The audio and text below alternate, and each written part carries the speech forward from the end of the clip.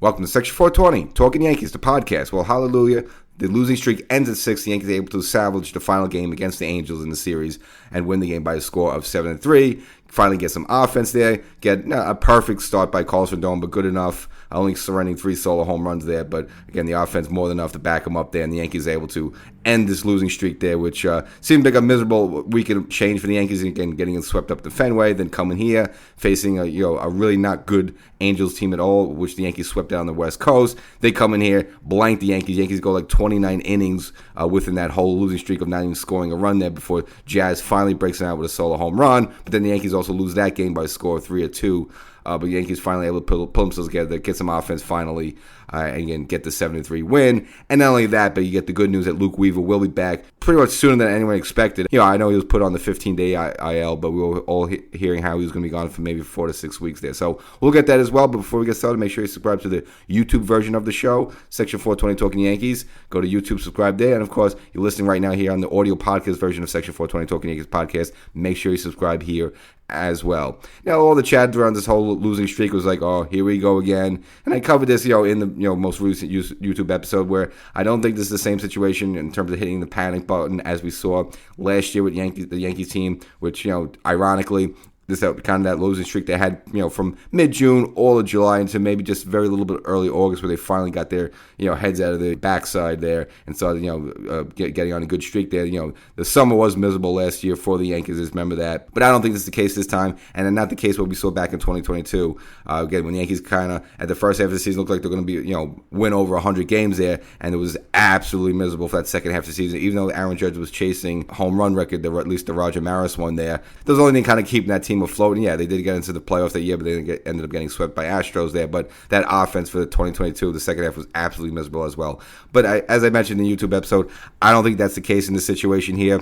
Again, this offense is just much better than in 2022 and last year, where I just don't see any sort of really prolonged kind of drought like that. And really, it mainly has to do with the captain himself and the captain in some of the conditions. I think Boston A's ran into some really good pitching at the wrong time, and Boston's been hot. Ever since they left the Yankees, they went up to Seattle, kicked some butt up there in the well. So I think they just caught like a Boston team on the wrong time in the wrong place. And look, the Angels, they're a team you should beat, and you should not, putting up 0 goose eggs at home there. But again, sometimes it's just one of those situations. You face good pitching, you get into a funk because you haven't hit all weekend up in Fenway. Now you come home and you still maybe picked up some bad habits in Fenway or something that now carries over a little bit. And look, this is the Angel team you swept, what you really supposed to do on the West Coast there. So, hey, maybe they got you back a little bit. So, I think those things just balance out a little bit in the course of the season. I just look at this offense up and down. I mainly look at the big guy Judge. Look, he has been slumping a little bit. It's hard to say that when you look up and see his average is 377. Well, yeah, because he's been hitting 400 here. But if you want to look over the last 7 games, he's only been hitting 115. For Aaron Judge over 7 game stretch at 115, you have to scratch your head on that one.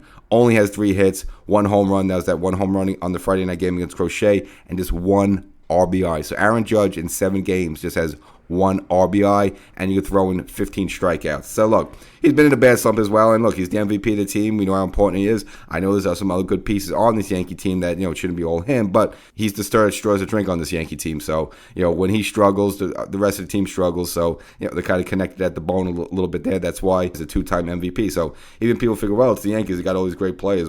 But still, Judge is very vital to this organization there. So, if he's on the downtrend, you don't be shocked when the rest of the team's on the downtrend. Now, you would like someone to step up, like maybe, another former MVP like Bellinger, maybe take the reins a little bit there. So I got you, Captain, while you're down there. But we're not really getting that version of Bellinger quite yet. There again, he's been all right, but still hasn't been that MVP, from years ago type of Bellinger, sort of pick up the slack. So Judge is still the man, so that's just the way it is. And as for the Yankees, again, getting the good news that Luke Weaver will be back for this upcoming series at home against Baltimore. Again, coming back much quicker than we all anticipated there. So I think that gives you a little shot in the arm. A little stutter step over the past week and change, but I don't think it's anything prolonged. I don't see this as a situation like last year when they faltered the entire summer. Could they have a couple more spurts like this, but I don't think it'll get as bad as last summer where they was absolutely putrid. And we could go around the horn a little bit.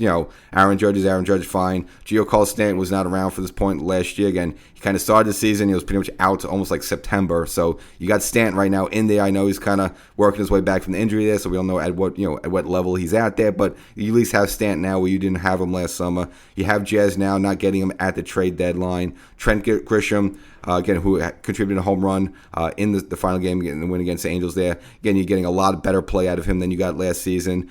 Okay, Bellinger, is he Juan Soto? No. You lose a little bit there on the edge there, but Ben Rice has been good for the Yankees, much better than he's been last season.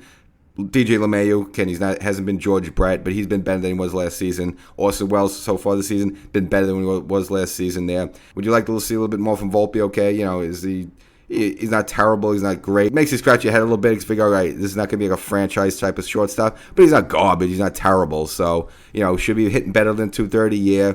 But still, I think overall this Yankee team is better than last year and much better than 2022 where, that was the Josh Donaldson, Joey Gallo Yankees. So I just think this Yankee team is in a much better position. So I don't see any sort of prolonged slump there. Even if Judge scuffles a little bit, I think he'll get out of it. He's Aaron Judge there. So I don't think there's anything to concern there. And, of course, you're getting Luke Weaver back to bolster that bullpen. Devin Williams been better of late than he was to start the season there. Bullpen's in a position to be much stronger as we've seen. And the starting rotation so far is so good. Max Fried took the hard luck loss against Boston there by fine, but he's been reliable. Rodon's been good there. The rest of the guys have been good. Will Warren up and down a little bit, but again, overall, I just think the team's pretty solid there. I just think he ran into the bad timing there. And it's just funny how once things go bad a little bit, you just start hearing, Aaron Boone, he's being too much of a dad coach. He's a player's coach. You can't be the cool dad and coach your team there. You got to fire him up. You got to yell at him. It's like 1 week, and they already want to turn on Aaron Boone. This is so crazy how it goes there. So as the episode, we all could breathe a sigh of relief. They get a win. They show they can score offense. Scored 7 runs there. Got Baltimore coming in now. Again, this is a team you should shellac. You should beat on them. And overall, they're not having a good season. But, the Yankees have been faltering a little bit and losing to AL East opponents there. So hopefully the Yankees can make up that this weekend. Catch you next time.